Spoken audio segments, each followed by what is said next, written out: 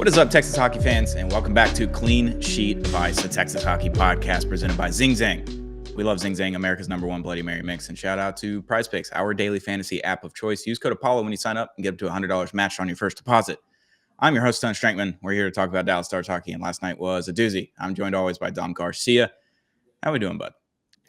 We got a point. It felt like we weren't at one point in time, but boys picked it up and very, very shaky game. DeSmith had a lot of shots thrown his way. But hey, point's a point, and they're hard to come by. Yeah, we're recording this Friday, March 21st. It is March Madness, so I am wearing Mississippi State gear today. Sorry about it. Last night was a rough one for the game, for the press conferences after, for everything. The energy in the building was at an all-time low this season. I haven't seen it this bad all year long. So no credit to the fans that were in the building last night. You weren't there. You just weren't existent the entire game. Everyone's sitting. There's no noise during a lot of the play throughout like the second and third period when it started to get more exciting. Wow. What a game last night. So Tampa comes to town. We thought that Jake Ottinger would sit against Anaheim and Casey DeSmith would start on Tuesday, which they ended up winning in overtime. But that was not the case. So Ottinger got that start. DeSmith starts against Tampa, which is probably the deepest team in the Eastern Conference. I would pick them to be in the Stanley Cup final in the Eastern Conference. I don't think anyone's better than them. I don't think anyone's deeper than them. And I don't think anyone has as much experience as them. So hard team to play against. Tough that you have your backup goaltender in there against them. But Casey DeSmith stood on his head. 38 shots on goal. He saved 36 of them. He lost in the shootout ultimately. But hell of a game from him. Just some insane saves. But what we really want to talk about is the press conferences from last night. So Stars losing the shootout. They get a point against a really good team with their backup goaltender. In a vacuum, that is a good game. You don't want to lose at home. I get that. But getting a point against that team with your backup goaltender, with the way that they played especially, hell of a way to get a point. So I'll just read what the Stars gave me last night in the post-game press conference. They type out the transcript, and most of the time they add all of it. Last night they did not. But on the game overall, Coach Pete DeBoer says there are no bad points, but I'm really disappointed with our effort.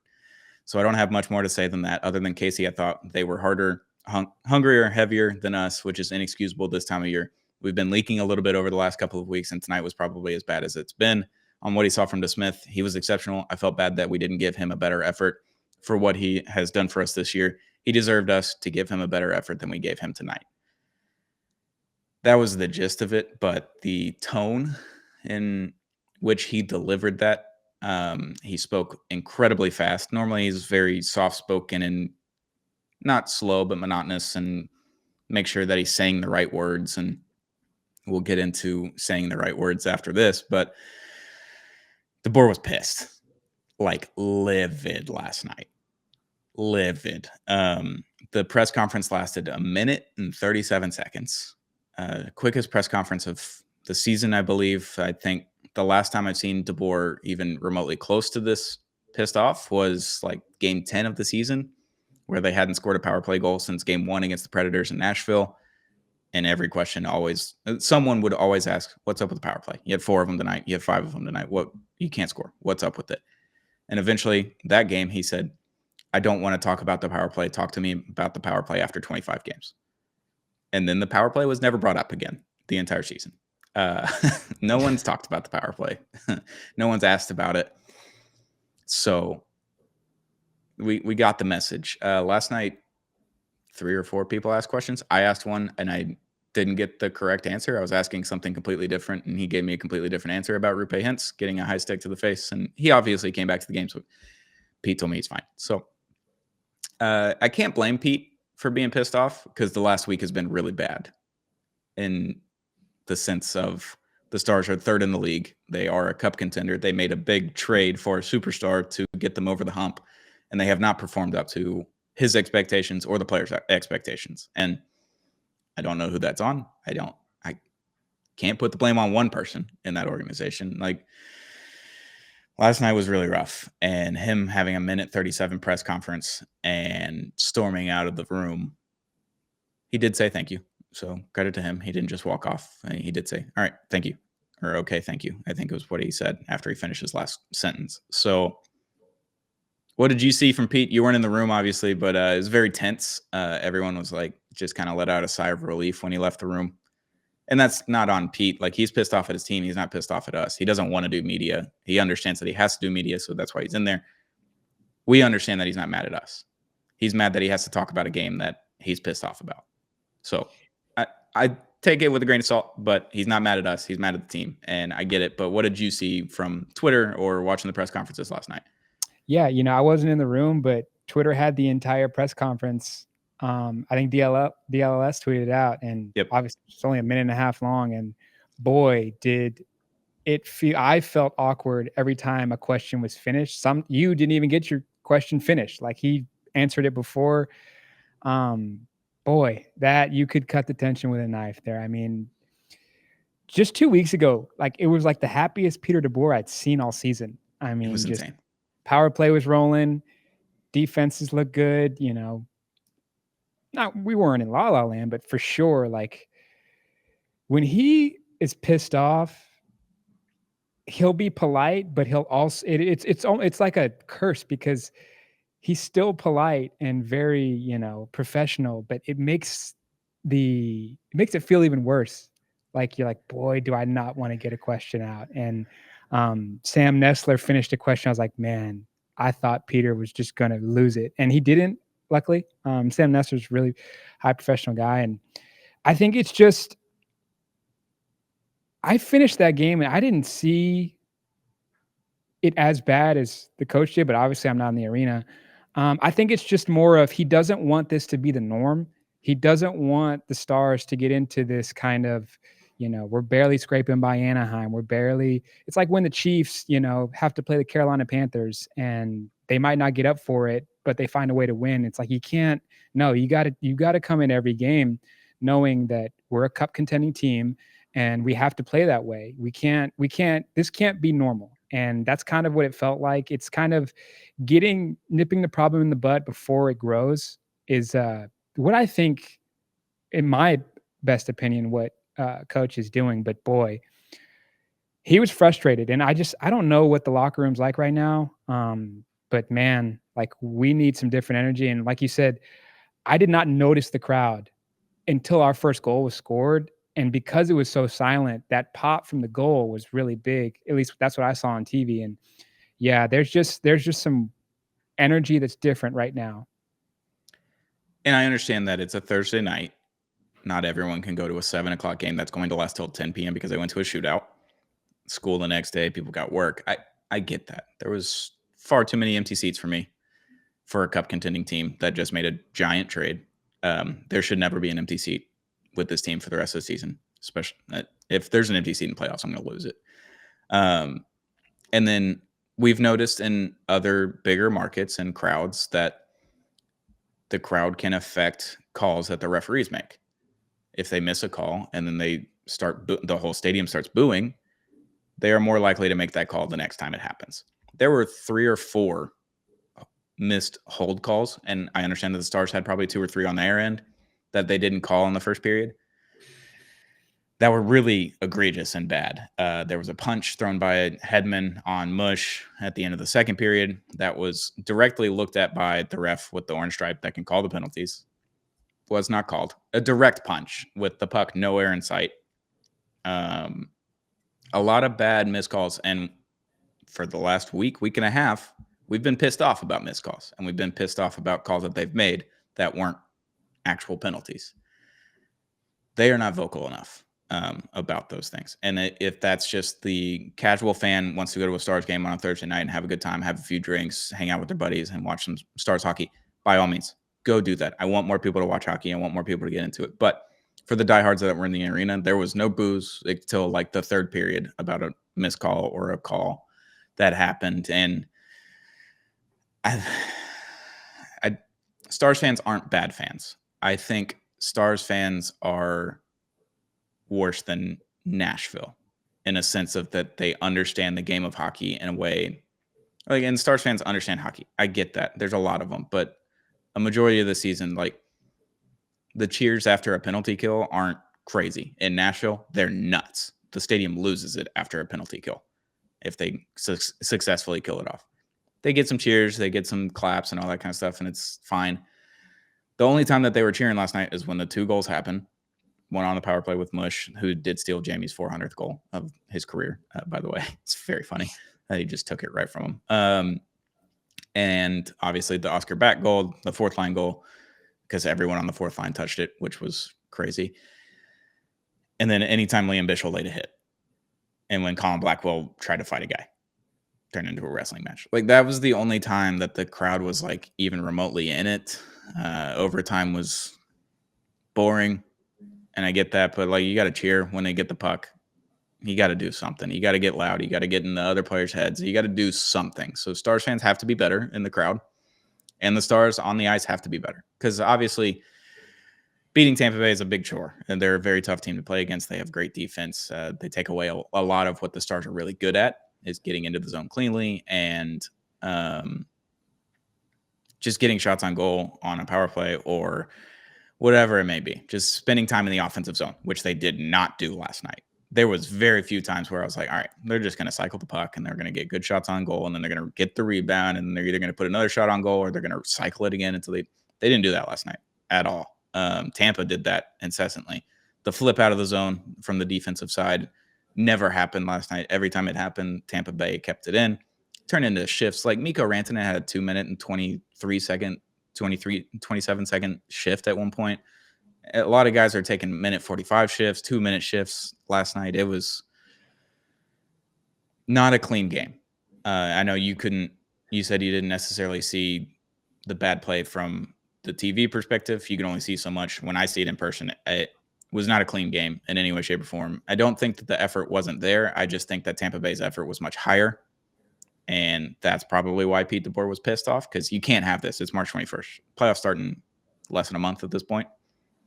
You got to be dialed in at this point. And if they're not, you can't just be relying on Miro to come back into the playoffs or Sagan to come back for the playoffs. Like, you can't rely on that, because what we heard the other day, which we'll get into now, Pete DeBoer earlier this week said that there's a possibility that Miro Heiskanen does not play in the first round. That there is a world that happens. And then NHL.com, ESPN, every big podcast is talking about it. They're like, oh my God, they're not going to have Miro for the first round, probably. And that's not what Pete meant. So I think that was a little bit of the anger too last night with the media, which it wasn't us. We were just quoting him, but he didn't choose his words correctly. He's a lawyer. He should understand that words mean something. You should be very direct and literal with your words if you're a lawyer. Like, you should understand the power of them. And he missed a little bit. He didn't clarify that with what he clarified the next day at practice was, yeah, there's a world that Miro Heiskanen does not play in the first round of the playoffs. There's also a world that Miro Heiskanen does play in the first round of the playoffs. And there's a world where someone that's healthy right now doesn't play the first round of the playoffs. Like, all of those things are very possible. And that's what he meant by that, the original quote, but it did not come off that way. And that's why that kind of took a media storm, and he did not enjoy that in any way, shape, or form. So, Miro, I saw him last night in the tunnel heading to the locker room. He's got a different brace on, a much less invasive brace. It's still kind of full leg, but it's kind of like more of a wrap with the little 2 things on the side to keep his knee intact. Whereas the last time it was like 4 or 5 of those things, like the full like robot Forrest Gump looking brace on his knee. He did not have that on last night, and he did not have crutches. So I'd take that as a good sign. I would say that he may be starting to skate beginning of April. He's in the gym working out, and he didn't say rehab. He said working out. He's lifting. So that's a good sign, but you can't rely on that to happen. You have to win games without people in the playoffs or with people that are hurt. So I think that's why Pete's all pissed off. So rough game, but Yeah. The entries into the offensive zone, I think, were just atrocious. Power play, it was just a whole bunch of, flip it around the blue line. Maybe that it was super frustrating. It's kind of like when the Astros, like Hunter Brown just pitches his ass off and then we scored 12 runs the night before, so we can't score a single run this game. That's Yeah. exactly what it felt like for Casey DeSmith. I mean, the dude looked unreal, super quick, made some unbelievable saves. That kick save was 2-0 breakaway. like I as they were going 2-1, I'm like, all right, this is a goal. This is a goal. Yeah. I was like, And that's game over. and he kicks it out of the way, man. I mean, just that's just where that frustrating lies. It's the same thing with the Astros when those things happen. It's like, as a team, we are better than this. Just you don't. I mean, they got to figure it out. Got to figure it out. Yeah, and some of these teams in the NHL, like Tampa, like Winnipeg, was really good at this. They're very good in the defensive blue line area where they are not allowing clean entries into the zone, which then disturbs your offensive zone time, which is where the Stars thrive on the perimeter. They're able to get it into the zone and they're able to keep it for a minute plus at a time and get good shots on goal, or at least tire out the other team and then get to the point where they're able to get a really good shot on goal. Like, that's what the Stars are really good at, is offensive zone possession time. And they basically had none of that last night, and Tampa had all of it. I don't know what the numbers were. Like, when you play NHL 25, they'll tell you your offensive zone time. It was more than half of what we had to have been. Just a rough game overall. So I don't blame Pete for being pissed off, and I think the players need a kick in the ass if they're going to get to where they want to get going. Obviously, the top line with adding Mikko, and then obviously last night they changed it to Sam Steele, Robo, and Wyatt Johnston at one point. That was the top line, and then it was Mikko, Jamie, and Rupe at one point. And he just started changing everything in the late second period. He was like, screw it. The only line that gets to stay together is Mush, Matt Duchene, and Granny, because that's the only line that's been remotely productive tonight. So, yeah, tough game. It was a really tough game. But we got 2 more games on this homestand. It's time to just bear down, get a good win here on a Saturday afternoon at 1 o'clock. I won't be going, but I'll go on Monday. 1 o'clock, we're playing the Flyers, a team that's not very good in comparison to the Stars. They're not a bad team, but they're not a great team. So you should just win it. And it's an afternoon game in American Airlines Center. There will be plenty of people there, and there should be a good crowd. I'm expecting a better crowd than I expected, or than we got last night. But get a win there and then take care of Minnesota, even though you kind of want them to win and get rid of Colorado in that 3 seed. But I just don't trust Minnesota enough to beat a lot of teams and Colorado to lose to a bunch of teams. So it is what it is. Get the 2 points and get the fuck out of there. That's my consensus for these 2 games. Yeah, absolutely. And I don't know if you were in the building for the Anaheim game, but like maybe it was just a one-time thing, but the Anaheim game, the crowd was buzzing, at least on TV. Crowd was a lot better. Yeah. Not an average crowd, a little bit above average for Stars game this year, but crowd was good, but the refs were awful. There was 9 penalties called in the first 2 periods between the 2 teams, and one of them was a penalty shot, which was by definition not a penalty shot. Should not have been awarded that way. There's a lot of bad calls that they called one on Mush, which happened 3 or 4 times last night that were no calls, interference calls. And that game was rough too, but they walked away with 2 points, and it is what it is. You just take the 2 points and get out of there. It doesn't matter that you gave up a point to Anaheim because they're not anywhere near what you're doing right now. So it doesn't matter. But yeah, last night was just getting to overtime was a miracle in a sense, like that Casey DeSmith stood on his head. Like the players and coach did say last night, they were all the praises for Casey. He's been really good this year when he's had to come in, and he's only had a couple bad games where Jake's had a couple bad games. It happens to goalies. Like, they're going to have bad games, but Casey was really good last night. There was a lot of things that he could not stop because the defense was nowhere to be found, or Tampa had a 4-on-2 rush, and that's where the wide open net goal came from. And yeah, it is a really bad game overall, but go get the 2 points this weekend and then 2 points on Monday. What was lost in last night's game, and you mentioned it, dude, Liam Bichel, if he plays like that in the playoffs, like we might, I mean, to go through Colorado without Miro is going to be rough, but to go through Colorado with Miro would also be rough as well. Like that team is just so loaded. But if Liam Bichel is like that, every night, that's going to be nice. That was one of the other things that DeBoer said is if your backup goaltender and your youngest defenseman on your team are the two best players on the ice, that's unacceptable.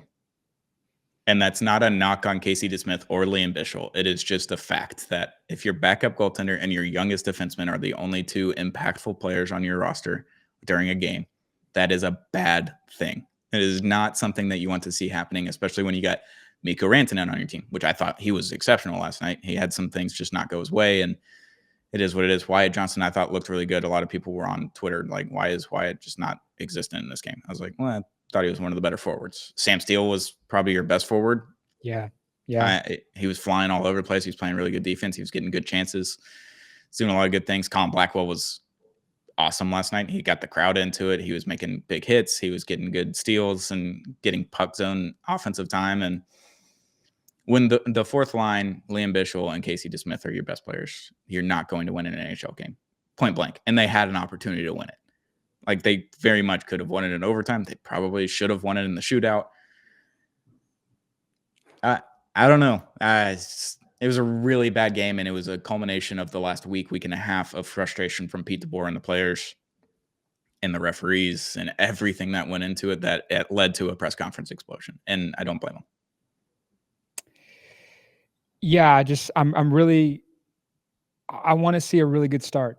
I mean, we have not seen good first periods the past two games, to be honest. I want to see a really, really sound, aggressive first period come tomorrow afternoon.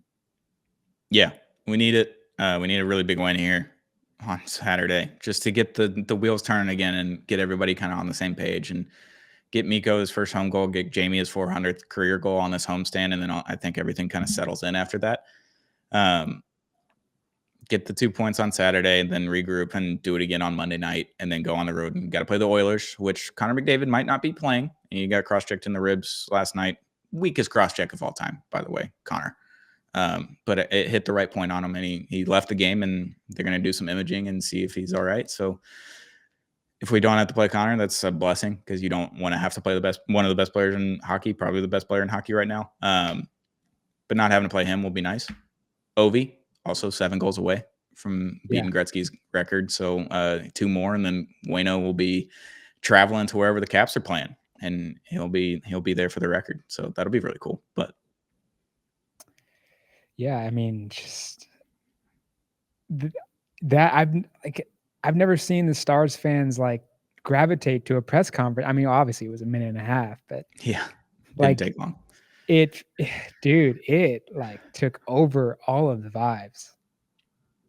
The vibes were all-time low in the press box too. There was like not a lot of laughing, joking around going on. And it's like, this game kind of sucks. Like, this isn't fun to watch as someone that needs to write stories or talk about it on podcasts or do a radio show about it. Like, it was just not a fun game to have to make content out of. And we're doing it right now. It's not fun to talk about. I'm not having a good time talking about this. Like, I know Pete's pissed off and the players are pissed off. You could tell last night in the locker room, like, they were just kind of dejected. And that was probably the worst locker room vibe I've had after a loss this season with the guys. Like, everyone's pissed. Everyone's really upset.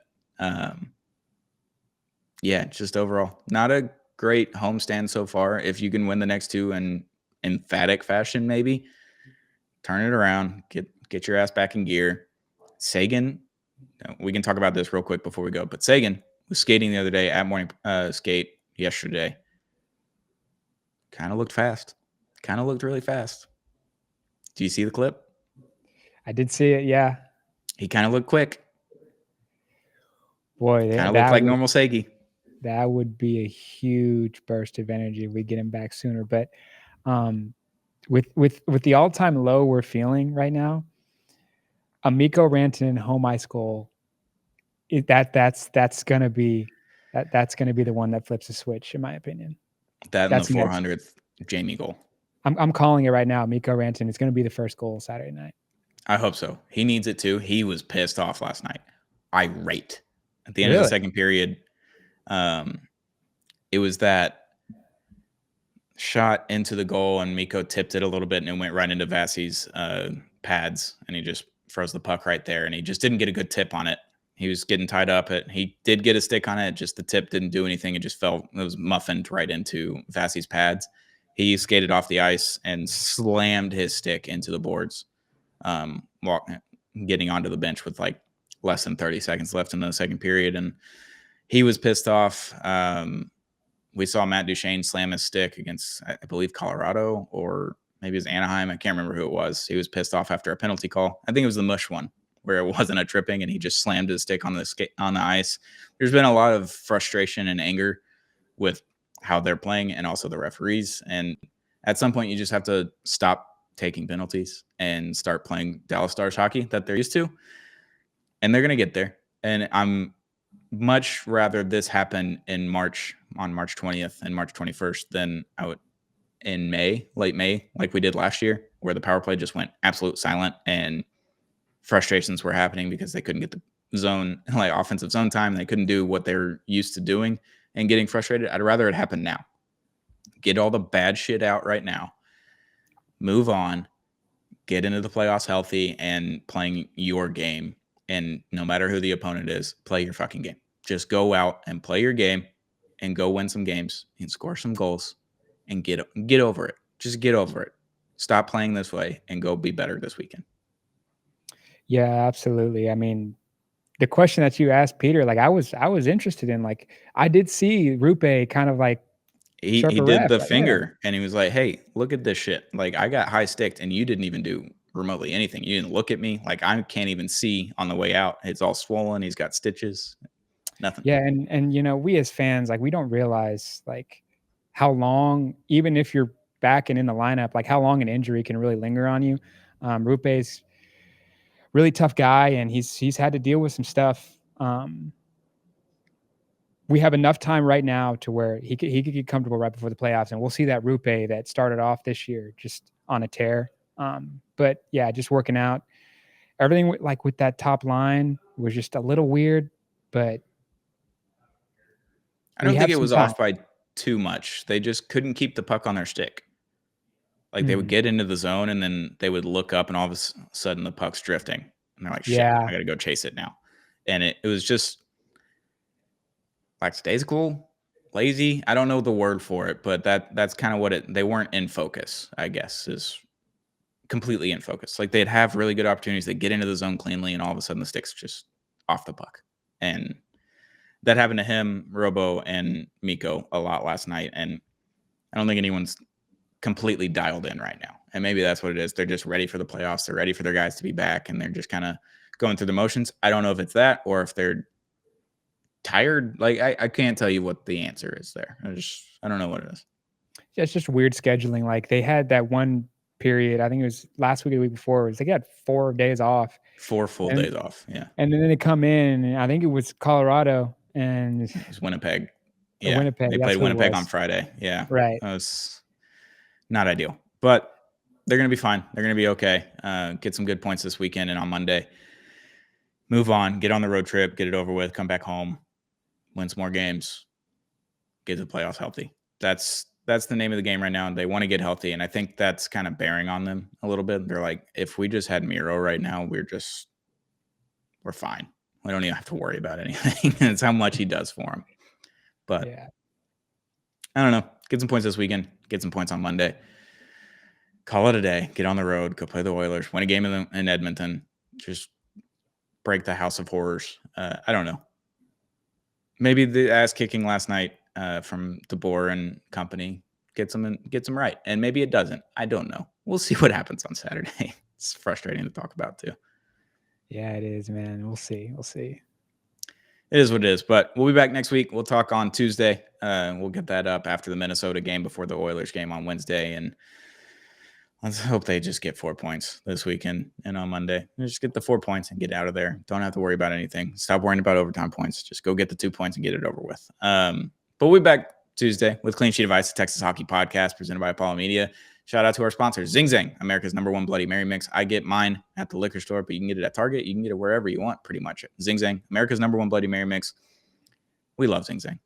Zing Zang responsibly. Don't be crazy, but be a little bit crazy if the stars are going to drive you crazy. It's okay. Just make sure it's with Zing Zang. And shout out to Prize Picks, our daily fantasy app of choice. It's where you hit more or less on every stat, every game, every night, every player.